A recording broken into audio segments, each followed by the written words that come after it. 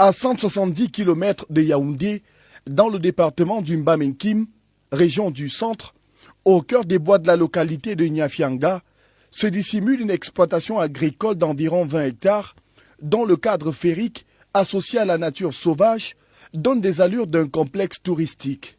Son propriétaire est Pierre-Paul Moubitan, agriculteur et amoureux de la nature, installé dans la contrée il y a 15 ans.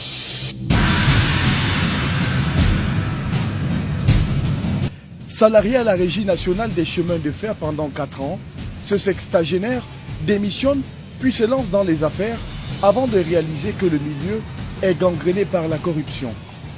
Comme j'avais un problème d'éthique, je ne voulais absolument pas sombrer dans la corruption, j'ai donc décidé d'aller pratiquer l'agriculture. Parce que je voyais qu'avec l'agriculture, c'était possible de sortir de toute cette magouille, de toutes ces gymnastiques qu'il fallait faire pour tenir les deux bouts. Et j'ai donc décidé de quitter Douala pour aller m'installer en zone rurale. Chef d'une grande famille d'une vingtaine de personnes, à la recherche des ressources pour mettre les siens à l'abri des besoins élémentaires, sans aucune expérience ni formation en agriculture, Pierre-Paul s'investit dans la création d'une exploitation agricole familiale en choisissant de se spécialiser dans le verger.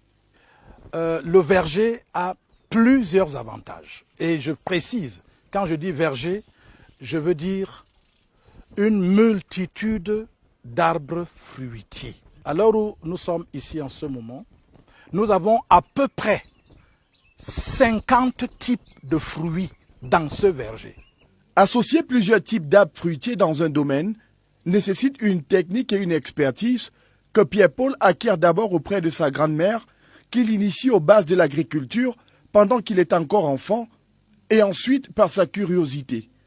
Aujourd'hui, cette technique s'avère pleine d'avantages.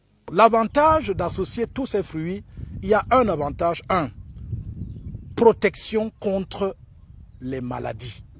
Lorsque on associe tous ces arbres fruitiers, vous avez vu qu'il y a entre le manguier, il y a le goyavier, entre le goyavier, il y a le citronnier, entre le citronnier, il y a l'oranger, entre l'oranger, il y a le mandarinier, ainsi de suite. C'est pour que si le mandarinier tombe malade, qu'il ne puisse pas contaminer les autres mandariniers, parce qu'il y a entre lui et l'autre mandarinier un manguier, un avocatier ou alors un prunier.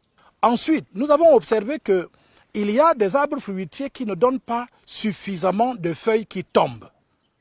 Alors cela veut dire que ces arbres fruitiers ont par essence la difficulté de se nourrir par eux-mêmes. Ces arbres fruitiers dont vont donc profiter des feuilles des manguiers, par exemple, qui tombent en abondance, des feuilles d'avocatier qui tombent, et ça leur donne donc l'humus, ça leur donne le complexe argilo-humide qui leur permet de continuer toujours à produire sans avoir besoin de recevoir des engrais artificiels et tout cela. Accorder une attention pareille à l'épanouissement de chaque plante de son verger conduit à une production surabondante qui satisfait largement aux besoins de la famille, mais en posant un problème lié à la gestion du surplus de production. Qui nous dépasse ou que nous ne pouvons pas manger pour le moment, puisque après ça, quand on pourra transformer. Maintenant, quand on vient, on prend celles qui sont bonnes, celles qui sont encore fraîches, qui viennent de tomber. Maintenant, le reste, on met ça ici à l'intérieur. Vous voyez? On met ça dedans et ça va pourrir donc tranquillement. Hein? Ça va pourrir pour qu'on puisse donc avoir... Vous voyez comment c'est en train de se décomposer? Un bon fumier.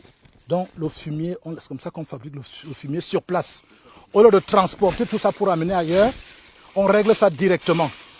Et à quoi ça sert aussi? Les mouches de mangue, vous avez constaté que ça ne prolifère pas alors qu'il y a des manguiers, alors qu'il y a plein de mangues. Alors, toute mangue qui traîne au sol, les mouches viennent se poser dessus et déposent leur larve. Et maintenant, les mouches prolifèrent. Vous n'en voyez pas beaucoup ici pour la simple raison que nous enfouissons ça et les mouches n'ont pas moyen de se reproduire. On ne met aucun fongicide, aucun pesticide, rien, mais nous évitons tout simplement la prolifération, la multiplication des mouches de manière biologique. En évitant ainsi d'utiliser les produits chimiques pour combattre les mouches et les insectes, le clan des Moubitans participent à la préservation de l'environnement et la biodiversité. Un environnement avec lequel ils sont en harmonie, surtout à travers les solutions biologiques qu'ils apportent à leurs problèmes au quotidien.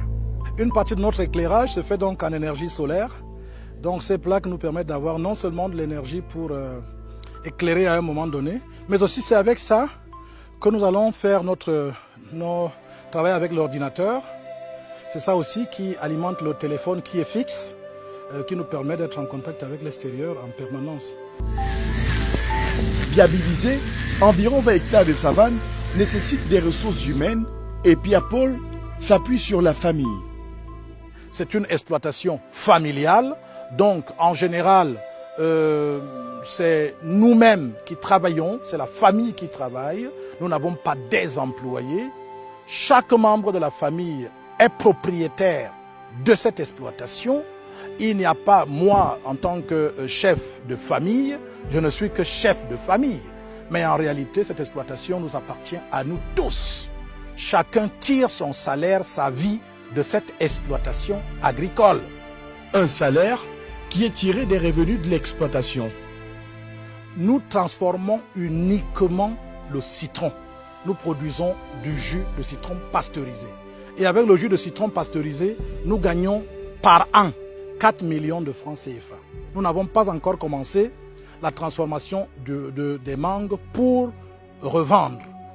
Et alors que vous voyez qu'il y en a en abondance, dès que nous allons démarrer, rien que les mangues peuvent nous rapporter, selon nos estimations, les mangues seules nous apportent à peu près 5 millions chaque année.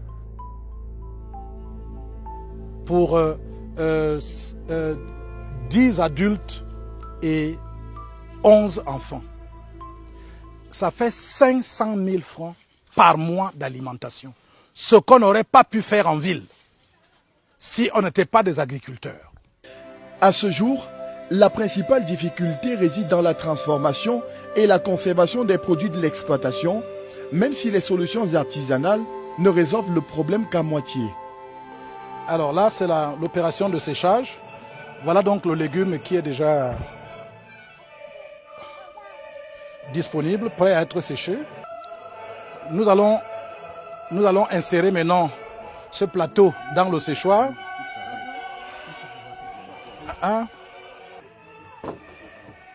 Bon, alors, maintenant, nous allons le mettre à l'intérieur.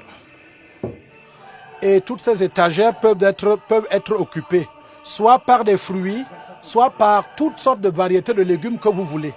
Vous les mettez dans chaque étagère. Et maintenant, nous allons donc allumer le feu à gaz. Et le gaz va donc chauffer à partir de l'intérieur, là. Le gaz chauffe dedans, là. Le foyer est à l'intérieur. Et ensuite, le feu monte. Et il y a donc la ventilation qui se fait à l'intérieur. Ah, le ventilateur. Le ventilateur est dedans. Voilà. Et ce ventilateur tourne donc. Et l'air chaud chauffe donc parfaitement les légumes. Nous fermons donc. Et là, c'est déjà prêt pour le séchage. Dans un cadre qui renvoie à un complexe touristique, à travers toutes ces activités au quotidien, la famille Moubitan semble avoir trouvé l'équilibre tant recherché, même pas les familles citadines les plus nanties. Dans ce projet, ce qu'il faut noter, c'est qu'on ne vous a pas dit, c'est l'aspect touristique de l'endroit. Parce que il fallait qu'on joigne l'utile à l'agréable. Nous mangeons, certes, nous transformons les fruits, oui, nous produisons de l'huile, oui, on pourra vendre après les excédents, mais maintenant, ce qu'il faut savoir, c'est que cet endroit, le tourisme, nous rapporte plus que ce que nous rapportent les arbres fruitiers. Il suffit par exemple de recevoir à peu près une quinzaine ou une vingtaine de personnes dans cette exploitation agricole. Cela nous arrive de temps en temps pour que nous puissions avoir près de 5 millions de francs pour toute une année. L'exploitation agricole familiale serait-elle la solution aux problèmes de pauvreté et de souveraineté alimentaire dont souffrent nos populations? Une chose est sûre, pour Pierre Moubitan, le retour en campagne était plus que vital. Si je n'avais pas décidé de pratiquer l'agriculture, je ne suis pas très sûr que je serais même encore vivant. je suis arrivé à ce constat que l'agriculture était la solution unique pour que je résolve tous les problèmes que je voulais résoudre sur le plan social.